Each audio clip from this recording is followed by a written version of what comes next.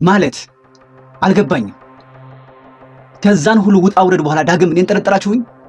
እንደዛ ነው ነገሩ? ፖሊስ ወንጀለኛውን እስካላገኘ ድረስ ጥርጣሬውን አያቆምም።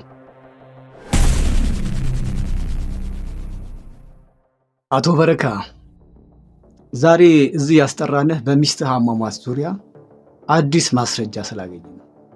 ገዳይዋን አገኛችሁት? ማን ነው የገደላት? ማን ነው? ገዳይዋ ለጊዜው አልተገኘም። ያው ቀኑ ሲደርስ መገኘቱ አይቀርም።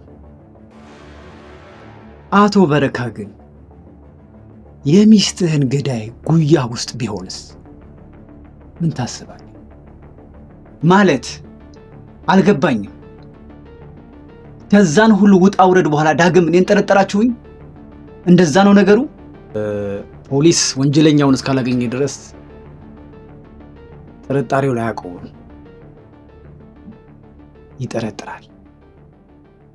አሁን ለጊዜው ታርጌታችን ውስጥ አንተ የለህም አቶ በረካ። እኔ ጉያ ውስጥ ያለ እኔ ማንን ነው የጠረጠራችሁት? እስቲ ስለ ልጆች ባህሪ ንገረኝ። በተለይ ስለ ታማሚው ልጅ። ስለ ልጆች አሁን እዚህ ቦታ ላይ መናገር ለምን አስፈለገ? አልገባኝም። ግድ የለህም አቶ በረካ። እስቲ ስለ ልጆች አንዳንድ ባህሪያት። አይመን ከመታመሙ በፊትም ዝምተኛ ነበር። ለነገሮች ብዙም ደንታ የለውም። አይመን ጉጉ ልጅ አይደለም። ታውቃለህ፣ አደም ልክ እንደ ልጅነቱ ነው።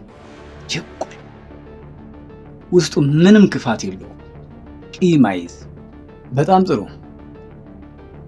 አይመን ላይ ወጣ ያለ ወይም የተለየ ከወትሮ የተለየ ባህሪ አይተህበት ታውቃለህ? በጭራሽ ምንም ወጣ ያለም የተለየም ባህሪ አላየሁበትም።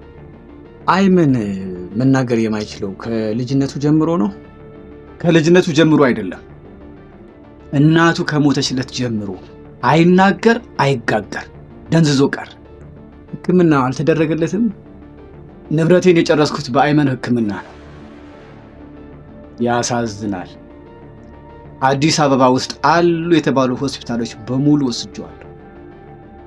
ነገር ግን ምንም አይነት ለውጥ አላመጣም። ቤተሰብህ ውስጥ አደንዛዥ ዕፅ የሚጠቀም ሰው ነበር እንዴ? ወይም ይጠቀማል ብለህ የምትጠረጥረው ሰው? አደንዛዥ ዕፅ እንኳን ልንጠቀመው ምን አይነት እንደሆነ እንኳን አናውቀውም። ባለቤትህ ለህልፈት የዳረጋት አደንዛዥ ዕፅ ከመጠን በላይ ተጠቅማ እንደሆነ አረጋግጠናል። ታዲያ ይሄ እንዴት ሊሆን ይችላል? አቶ በረካ፣ የምራችሁን ነው? የባለቤት የሞት መንስኤ አደንዛዥ ዕፅ ነው? አደንዛዥ ዕፅ? የላብራቶሪ ውጤቱ ላይ ምንም አይነት ጥርጣሬ የለንም። እኔ ግን ያልገባኝ አደንዛዥ ዕፅ ባለቤትህ እጅ ላይ እንዴትና ለምን በማንስ ሊገባ ቻለ? እንዴት ይሁን ሊሆን ቻለ? የምትጠረጥረው ሰው የለም? አላውቅም። ልጆቼ ግን ዕፅ እንደማይጠቀሙ 100% እርግጠኛ ነኝ። አቶ በረካ፣ ለእርግጠኝነቱ አትቸኩል። ምናልባት አይመን አደንዛዥ ዕፅ ተጠቃሚ ቢሆንስ? አይታወቅም። ከልጆች አንዳቸው የሚስትህ ገዳይ ቢሆኑስ ብለህም አስብ። በጭራሽ እንደዚህማ ሊሆን አይችልም። በጭራሽ እንዲህማ ሊሆን አይችልም። በጭራሽ ማለት ልጆቼ እንደዚህ ያደርጋሉ ብዬ ማሰብም ማውራት ማለት ነው። በእውነቱ አቶ በረካ፣ እኔም እንደዛ ባይሆን ምኞቴ ነው።